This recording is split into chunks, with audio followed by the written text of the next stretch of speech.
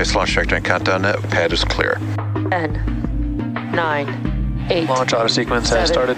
6, 5, 4, 3, 2, 1. Go for launch.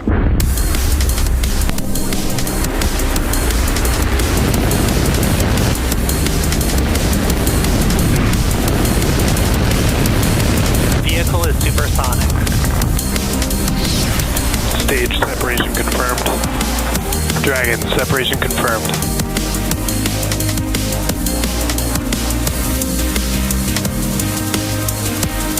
Stage 1 is transonic. Landing legs have deployed. And Falcon 9 has landed.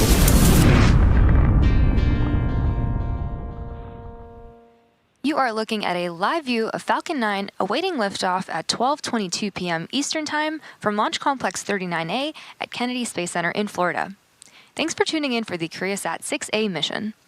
My name is Soumya Srivastava, and I'm a structures engineer here at SpaceX. Today, we'll be delivering the Koreasat 6A satellite to a geostationary transfer orbit on behalf of KTSat, a provider of satellite broadcasting and communication services. Koreasat 6A will replace the current Koreasat 6 satellite and will deliver both fixed satellite service and broadcasting satellite service to South Korea. And with its Korea Augmentation Satellite System, or CAS-2 payload, KTSat will be able to provide advanced satellite broadcasting, communication, and navigation services to civil, government, and military customers in Korea. SpaceX previously launched the Koreasat 5A for KTSat back in 2017. This will be the 23rd flight for this booster, which previously supported several Starlink missions, 2 crew and 2 cargo missions for NASA, and most recently, the European Commission's Galileo L13 mission, amongst others. At T-minus 11 minutes and 50 seconds, we are looking good for an on-time liftoff. The vehicle is healthy and the range is ready to support, and it's a beautiful day today with only a 5% possibility of a weather violation. And while we wait, let's meet the vehicle that will be taking Koreasat 6A to orbit today. The 2-stage Falcon 9 vehicle on your screen stands 229 feet tall. When it's fully fueled, it'll hold just over 1 million pounds of propellant. And we began loading those propellants on both stages of the vehicle at T-minus 35 minutes. Starting from the top of the rocket, Koreasat 6A is safely enclosed inside of the 17-foot diameter payload fairing, which is the nose of the rocket. Made of a carbon composite material, the fairing protects the satellite on its way to orbit. And the fairing is made up of 2 halves, which are jettisoned approximately 3 minutes into flight. The fairing halves supporting today's mission are flight-proven, with each half flying for its 4th time today. And both fairings will be recovered after today's flight by the fairing recovery ship Doug. Below the payload fairing, we have the 2nd stage, which is the part of the rocket that will take our payload to its destination orbit today. The 2nd stage will ignite its single Merlin vacuum engine, or MVAC for short, about 2.5 minutes into flight, and then will relight a 2nd time before we deploy the Koreasat 6A satellite. Below the 2nd stage, you can see the black inner stage, which is part of the 1st stage booster. At the bottom of the 1st stage, there are 9 Merlin engines that will get Falcon 9 off the ground and up to the thinner parts of the Earth's atmosphere. Shortly after liftoff, the 1st and 2nd stages will separate from one another. Then the 2nd stage will continue to orbit, while the 1st stage will start making its way back to Earth. The 1st stage is designed to be reflown with minimal refurbishment between flights. Today's booster is flying for its 23rd time and will be attempting to land it at Landing Zone 1 at Cape Canaveral Space Force Station. If we're successful in recovering the rocket, it will mark the 364th successful recovery of an orbital-class rocket. And lastly, the large truss structure you see next to the rocket is the Transporter Erector, or TE. And we use it to both roll the rocket out to the pad and to raise it to its vertical launch position. In callouts over the nets, you may hear the TE referred to as the strong back from the launch team. The TE also routes the vehicle's fluids, power, and telemetry umbilicals from the ground systems to the rocket and satellite up until the moment Falcon 9 transitions to internal power. Okay, Now that you're a bit more familiar with the vehicle and ground systems, let's take a moment to hear from our customer for today's mission, KTSat.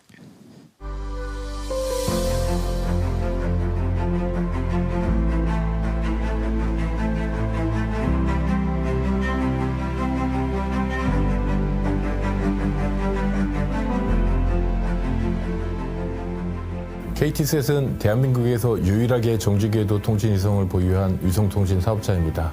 무궁화 5회이호, 6호, 7호, 8호, 그리고 지금 발사하는 6회이호까지 5기의 무궁화 위성을 통해서 전 세계 위성통신 서비스를 제공하고 있습니다. 통신, 관측, 항법까지 다양한 서비스를 통해 한국은 물론 아시아와 중동, 아프리카 등 전 세계 고객들의 사랑을 받으며 글로벌 종합 위성 사업을 선도하고 있습니다.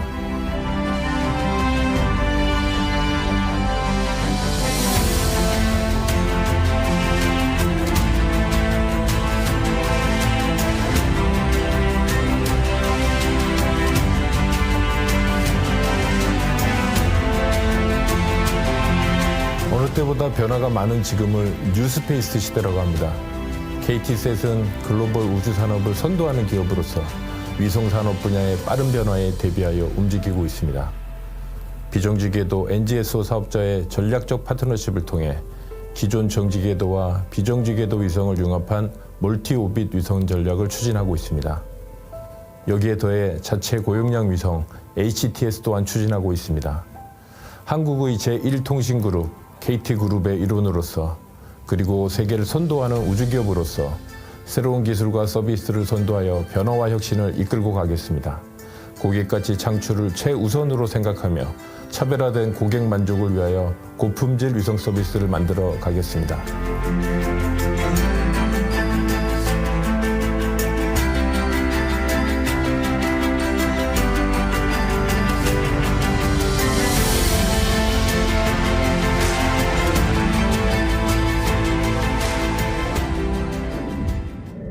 This is a great day for Koreasat 6A. This is a great day for all of us. Everyone at Thales Alenia Space has really been looking forward to this launch. And our relationship with our customer KTSat is very special to us. We are extremely proud to provide our long-standing partner, KTSat, with a state-of-the-art satellite.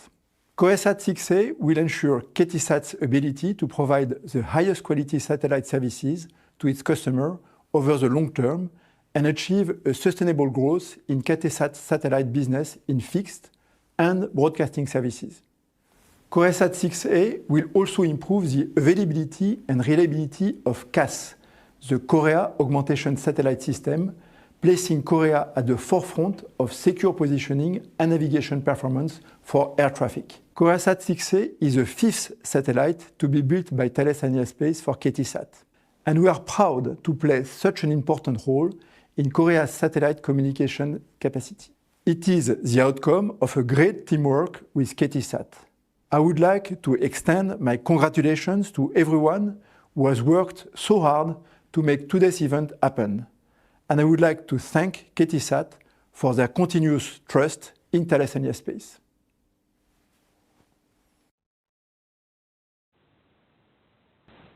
We are now at T-minus 5 minutes and 15 seconds from liftoff of Falcon 9 from Launch Complex 39A at Kennedy Space Center in Florida. At liftoff, the Transport Director, or TE, will retract in order to clear the way for Falcon 9's ascent. And to prepare for that retraction, we'll see the clamps open up. Pressing for strong back retract. We'll see the clamps open around the base of the second stage, and then the TE will pull away from the rocket. And so we should see those events happening in the next minute.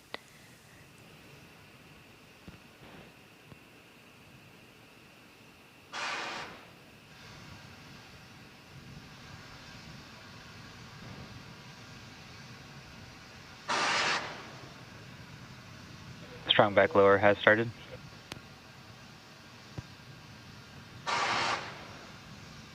We just heard that the strong back will begin to retract away from the vehicle, and we have a great view of the clamp arms, which are opening up slowly.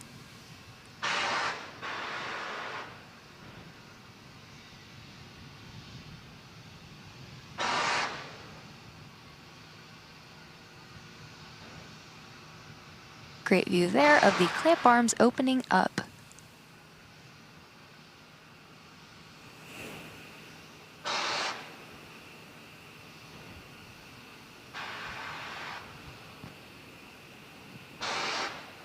At this point in the countdown, both the first and second stages are nearly fully loaded with 1 million pounds of kerosene fuel and liquid oxygen. The first stage and second stage should finish loading propellant about a minute apart from each other. The first stage will finish up at around T-minus 3 minutes and the second stage at T-minus 2 minutes. The white clouds you see around the vehicle are formed as the chilled gas above the LOX tank liquid surface vents overboard to maintain pressure in the tank as needed.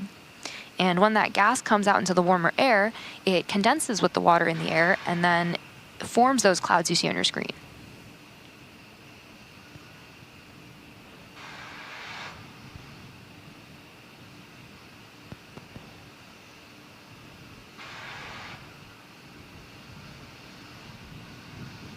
We should be hearing the call out for LOX load completion on stage 1.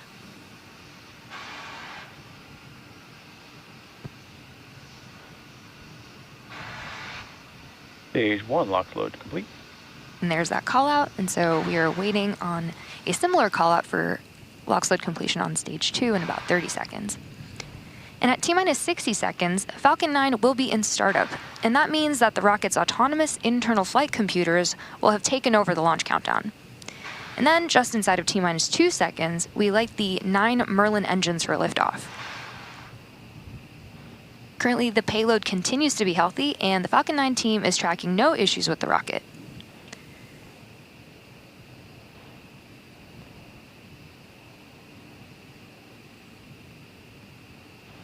Stage 2, LOX load complete. Awesome call out there, where now the rocket is fully loaded with propellant. So now let's keep listening as we hear the series of call outs that will lead us up to launch.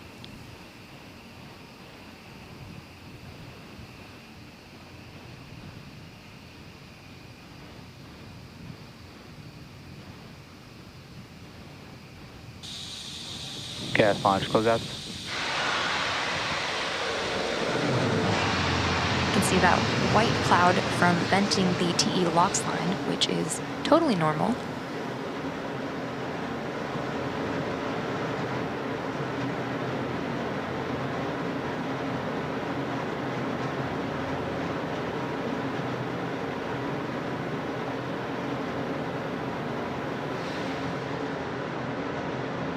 Falcon 9 will start. Great call out there, which means that Falcon 9 is now running off of its internal flight computers, and we are waiting for the go, no-go from the launch director. LV go for launch. And there we have it. At T-minus 40 seconds, all systems are go for the launch of Falcon 9.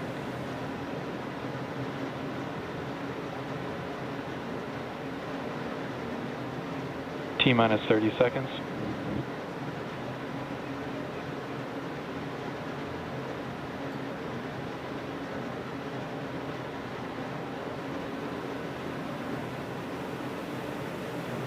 T-minus 15. T-minus 10, 9, 8, 7, 6, 5, 4, 3, 2, 1. Ignition and launch. Go Falcon, go Koreasat.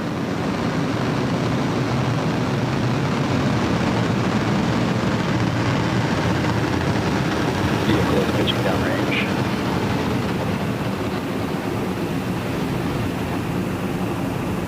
Headwind propulsion is nominal.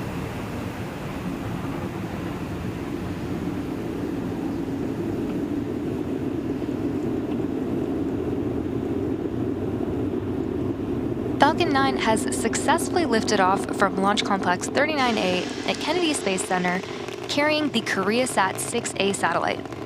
During ascent, we tilt or gimbal the engines, and that turns the rocket horizontally, Power and telemetry nominal. a maneuver known as a gravity turn.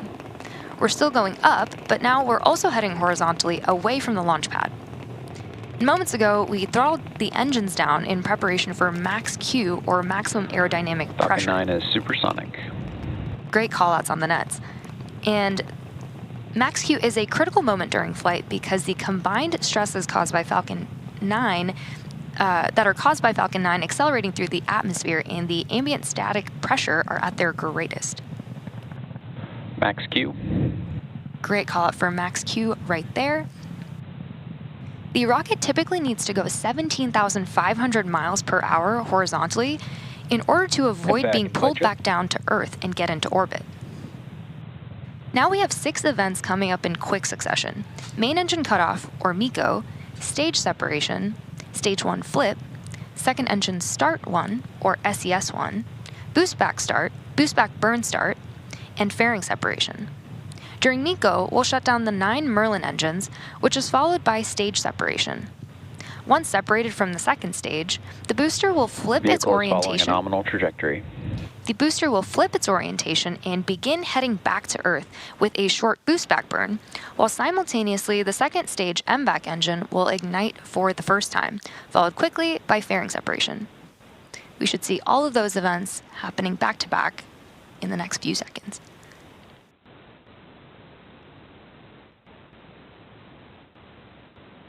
Stage separation confirmed.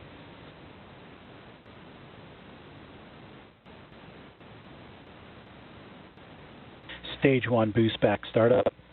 MVAC ignition.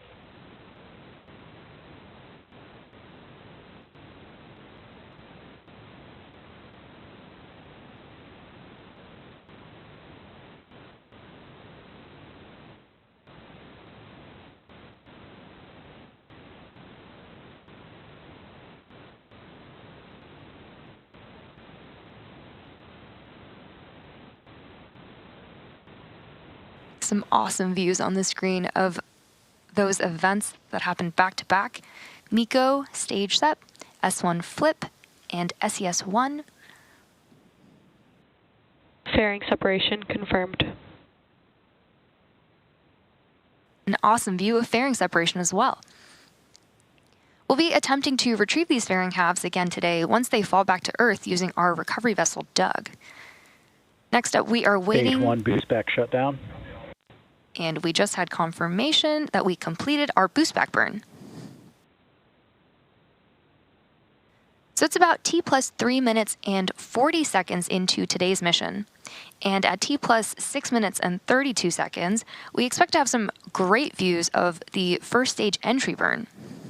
For the entry burn, we relight 3 of the M1D engines on the first stage. Both vehicles continue to follow nominal trajectories.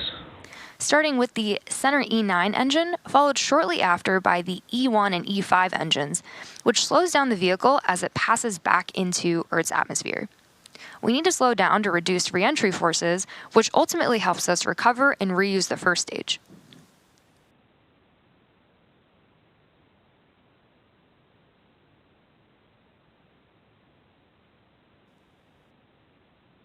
During the entry burn, Falcon 9 is decelerating by firing its Merlin engines, but we're still moving really, really fast. And this causes the vehicle to fly through Merlin's exhaust gases, which is also known as the rocket's plume. And this deposits a layer of soot on the vehicle surface, which is why our flight-proven vehicles look so toasty. And that soot comes from the carbon-based fuel that Falcon 9 uses, the RP-1. Reusability is key to lowering the cost of spaceflight, which enables more investment in critical scientific research. And as a reminder, the Falcon 9 first stage that is supporting today's mission will be performing this entry burn for its 23rd time.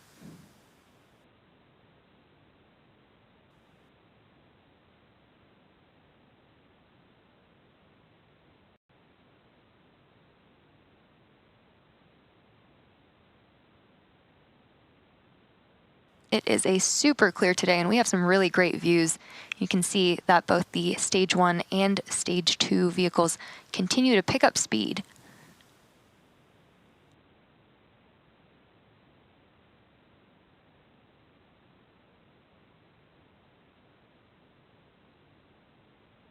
The Merlins on the first stage are optimized. Vehicles continue to follow nominal trajectories. Great callouts there. The Merlins on the first stage are optimized for sea level, and these achieve around 190,000 pounds of thrust during ascent and entry.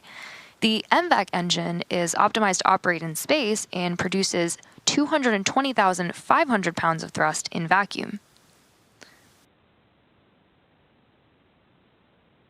So after entry burn and landing burn, we will shut down our MVAC engine on the second stage, and then the landing burn will actually happen after that.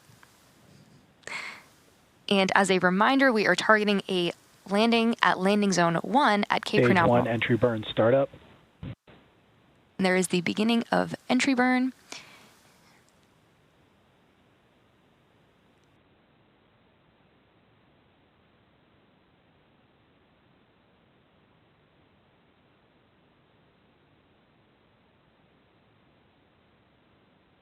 Stage 1 entry burn shutdown. An awesome view of Stage 1's entry burn as it heads back towards Landing Zone 1 at Cape Canaveral Space Force Both vehicles Station. continue to follow nominal trajectories.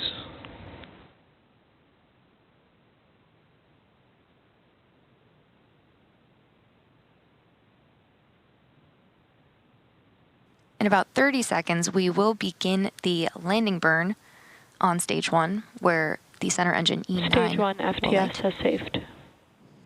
Stage 2 is in terminal guidance. Stage 1 transonic.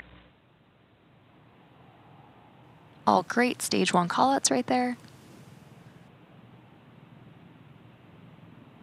Stage 2 FTS has saved.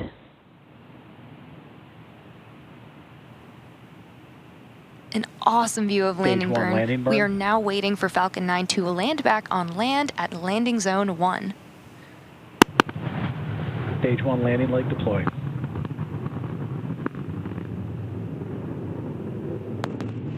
And there you have it. That landing marks SpaceX's 364th recovery of an orbital class rocket, including first stage landings for Falcon 9 and Falcon Heavy.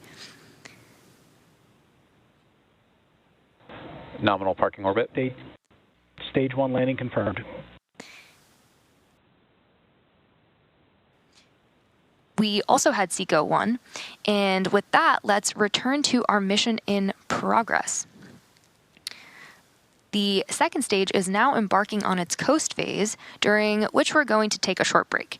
And after the coast phase, we will light that MVAC engine for a second time around the T+28 minute mark, and that will be followed by payload deploy around the T+34 minute mark.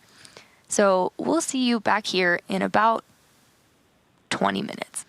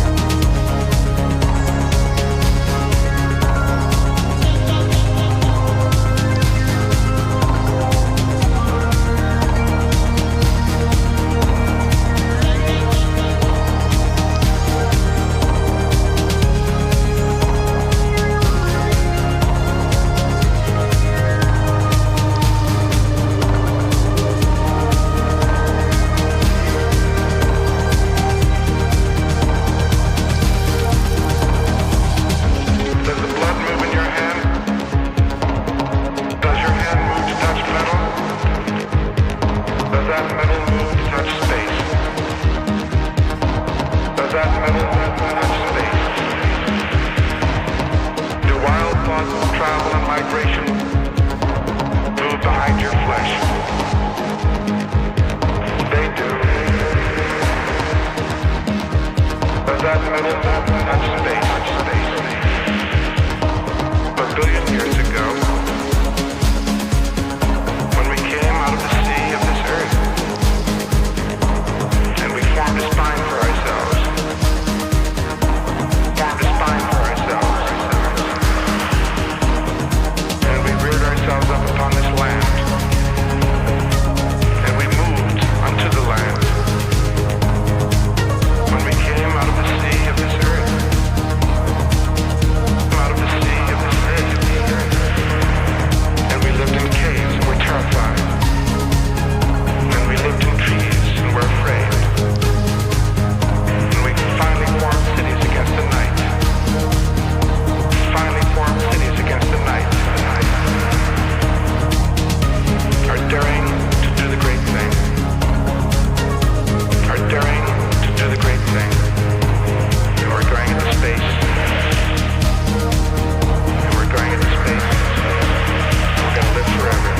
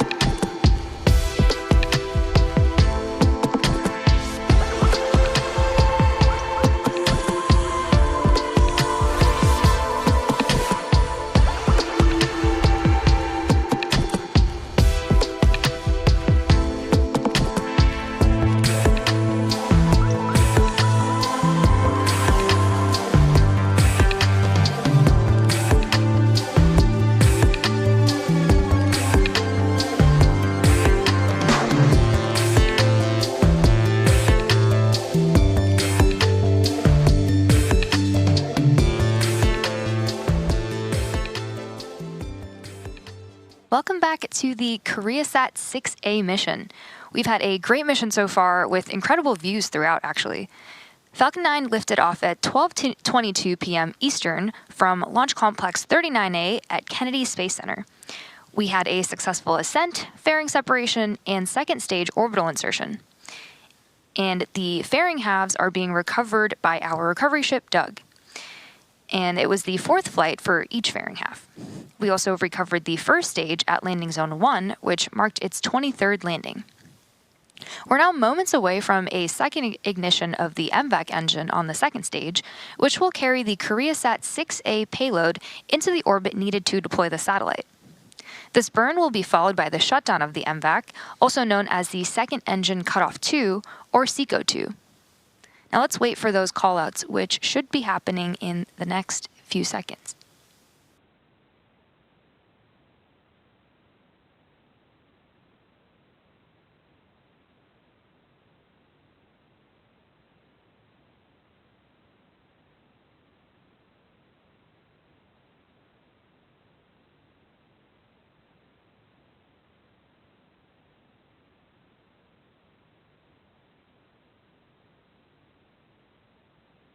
An awesome view of the MVAC, which has now lit up for its second burn.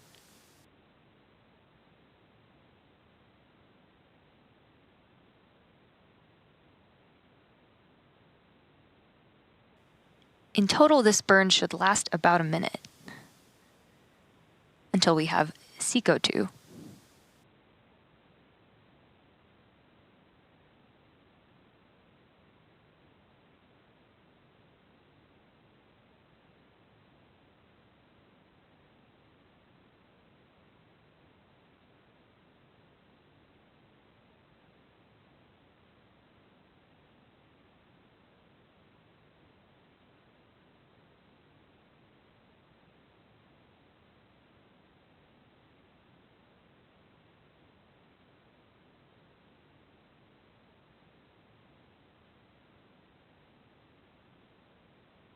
Nominal orbit insertion.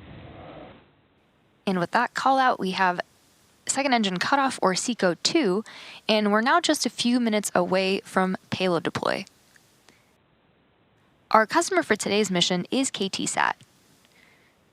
And Koreasat 6A will deliver both fixed satellite service and broadcasting satellite service to South Korea, and with its Korea Augmentation Satellite System, or CAS-2 payload, Koreasat will be able to provide advanced satellite broadcasting, communication, and navigation services to civil, government, and military customers in Korea.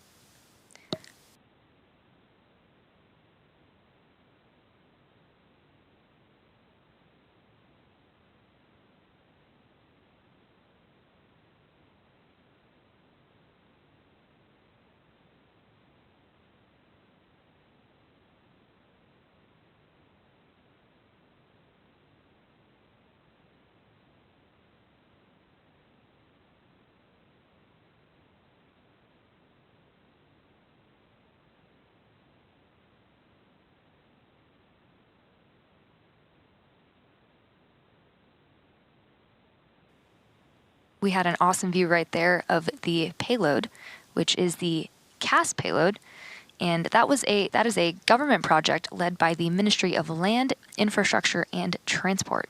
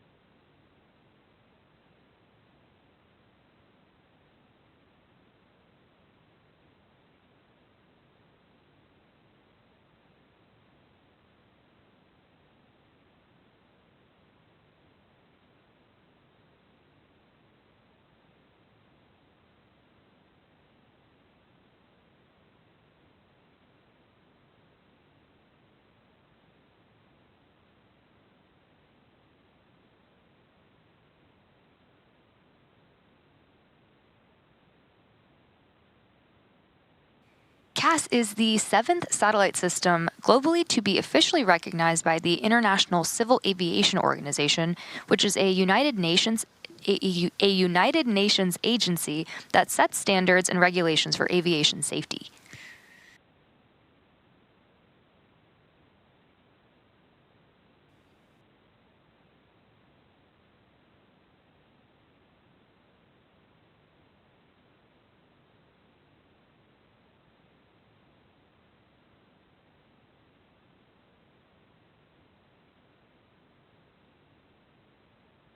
CAS is expected to improve the GPS position error distance in real time to ensure positioning reliability throughout the country.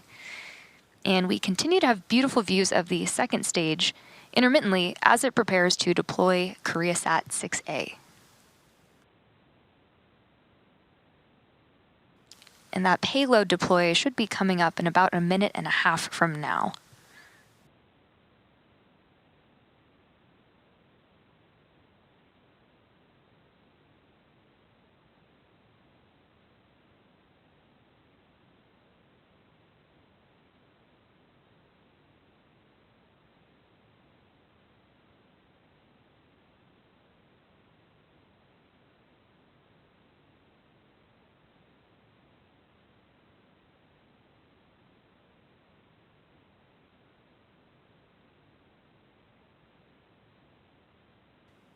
And as a reminder, our customer for today's mission is KTSat, and SpaceX previously launched KTSat's Koreasat 5A communication satellite back in 2017.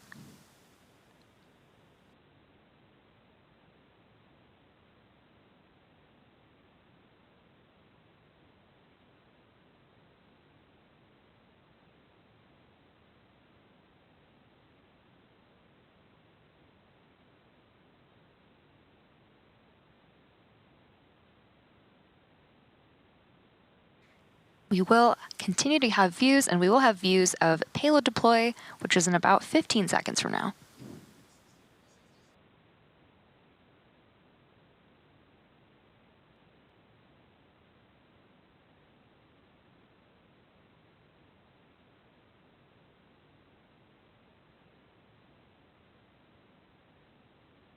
Koreasat 6A deploy confirmed. And we heard the call out, and you can see right there, we had successful deployment of the Koreasat 6A satellite as it moves away from stage 2. And that wraps up our coverage for today. Thank you for joining us for SpaceX's 107th successful launch of 2024. All of us here at SpaceX want to give a big thank you to our customer, KTSat, for entrusting us with today's mission. We also want to give a shout out to the Eastern Range and Federal Aviation Administration for supporting today's launch. And as always, thanks to all of our viewers for tuning in and your continued support. Remember to follow @SpaceX on X for launch updates and join us later today for a Starlink launch from Slick 40. Thank you, and we'll see you again soon.